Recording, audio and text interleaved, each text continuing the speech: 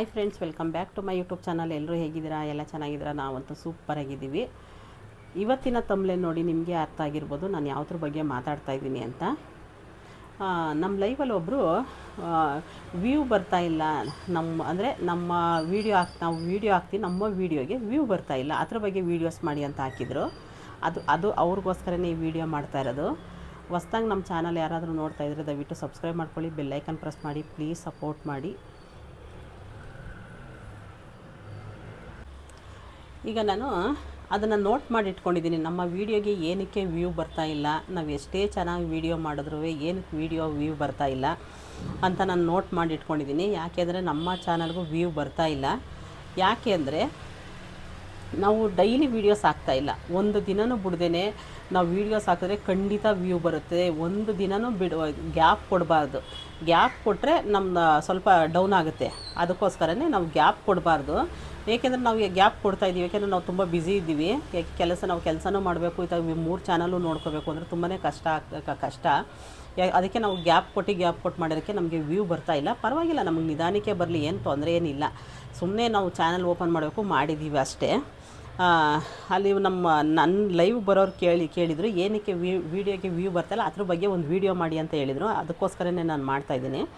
ಮೊದಲನೇ ಪಾಯಿಂಟ್ ಬಂದು ತಮ್ಬ್ಲೈನ್ ಆಕರ್ಷಕವಾಗಿರಬೇಕು. ಅಂದರೆ ನಾವು ತಮ್ಬ್ಲೈನ್ ಮಾಡ್ತೀವಲ್ಲ, ಅದು ಜನಕ್ಕೆ ಜನ ಅದು ನೋಡಿದ ತಕ್ಷಣ ಓಪನ್ ಮಾಡಬೇಕು, ಅಷ್ಟು ಚೆನ್ನಾಗಿ ಕಾಣಿಸ್ಬೇಕು. ತಮ್ಬ್ಲೈನೇ ಇಂಪಾರ್ಟೆಂಟು. ಅದ್ರ ಸೈಜ್ ಬಂದ್ಬಿಟ್ಟು 1280 ಪ್ಲಸ್ಸು 720 ಇರಬೇಕು ಅದ್ರ ತಮ್ಬ್ಲೈನ್ ಸೈಜು. ಆಮೇಲೆ ಟೈಟಲ್ಲು ಜನಕ್ಕೆ ಕುತೂಹಲ ಮೂಡಿಸ್ಬೇಕು. ಅಂದರೆ ಈ ತಮ್ಬ್ಲೈನ್ ನೋಡಿದ ತಕ್ಷಣ ಜನಕ್ಕೆ ಏನೋ ಇರ್ಬೋದೇನೋ, ಅದನ್ನು ಓಪನ್ ಮಾಡವ ಆ ಥರ ಇರಬೇಕು. ಅಂದರೆ ಕುತೂಹಲ ಮೂಡಿಸ್ಬೇಕು, ಆ ಥರ ತಮ್ಬ್ಲೈನ್ ಇರಬೇಕು. ಮುಖ್ಯ ಕೀವರ್ಡ್ ಅನ್ನು ಟೈಟಲ್ ಆರಂಭದಲ್ಲೇ ಬಳಸಬೇಕು. ನಾವು ಮೊದಲು 5ರಿಂದ 10 ಸೆಕೆಂಡು ತುಂಬ ಮುಖ್ಯ. ಇವತ್ತು ಈ ರೆಸಿಪಿಯನ್ನು ಹೀಗೆ ಮಾಡಿದರೆ ಎಂದು ನೇರವಾಗಿ ವಿಷಯಕ್ಕೆ ಬನ್ನಿ. 4ನೇದು ಶಾರ್ಟ್ಸ್ ಬಳಸಿ. ಲಾಂಗ್ ವಿಡಿಯೋದಿಂದ 2-3 ಶಾರ್ಟ್ಸ್ ಮಾಡಿ ಪೂರ್ಣ ವಿಡಿಯೋಗೆ ಜನರನ್ನು ಕಳುಹಿಸಿ.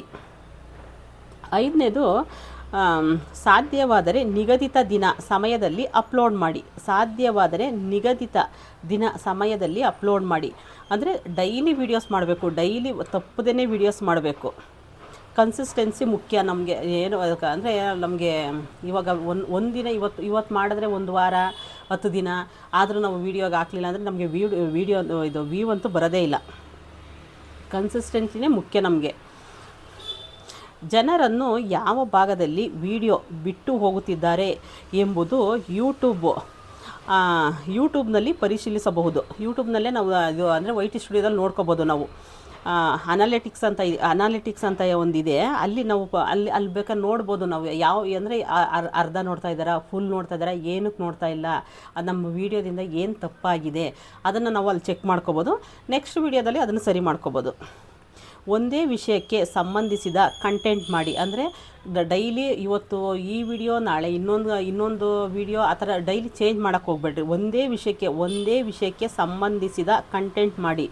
ಉದಾಹರಣೆಗೆ ಕುಕ್ಕಿಂಗ್ ಚಾನಲ್ ಆಗಿದ್ದರೆ ರೆಸಿಪಿ, ಕಿಚನ್ ಟಿಪ್ಸು, ಕುಕ್ಕಿಂಗ್ ಮುಂತಾದವುಗಳನ್ನು ನಿರಂತರವಾಗಿ ಮಾಡಿ. ಆಯಿತಾ? ಕುಕ್ಕಿಂಗ್ ಚಾನಲ್ಗಳಿಗೆ ಒಂದು ಉತ್ತಮ ಕುಕ್ಕಿಂಗ್ ಚಾನಲ್ಗಳಿಗೆ ಫಾರ್ಮುಲಾಸ್.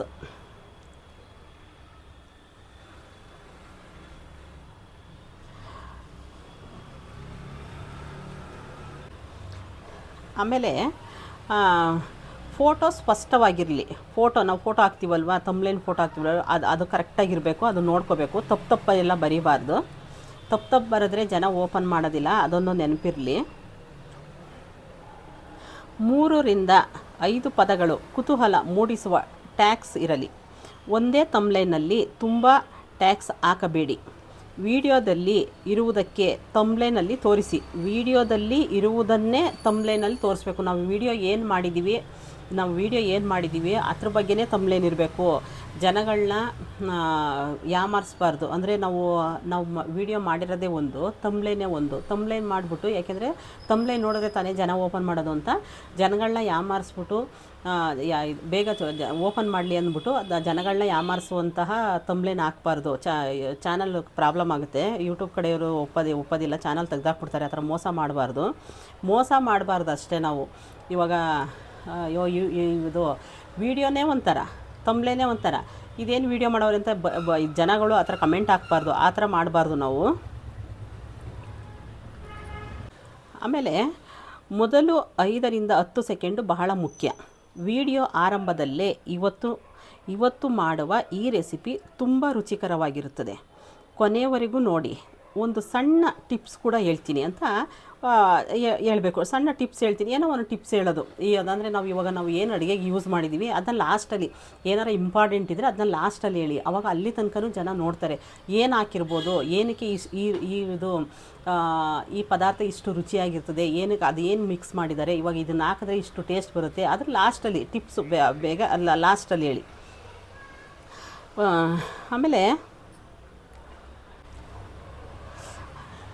ಆಮೇಲೆ ನೀವು ವೀಡಿಯೋ ಮಾಡಬೇಕಾದ್ರೆ ನೀವು ಇದು ಎಡಿಟ್ ಮಾಡ್ತೀರಲ್ಲ, ಏನಾದರೂ ಎಕ್ಸ್ಟ್ರಾ ಏನಾದರೂ ನಿಮ್ಮದು ವೀಡಿಯೋದ ಅಲ್ಲದೇ ಬೇರೆ ಎಕ್ಸ್ಟ್ರಾ ಏನಾದರೂ ನಾವು ಶೂಟ್ ಮಾಡಿದರೆ ಅದನ್ನು ನಾವು ಕಟ್ ಮಾಡಬೇಕು. ಎಡಿಟಿಂಗ್ ಇಂಪಾರ್ಟೆಂಟ್ ಇದರಲ್ಲಿ.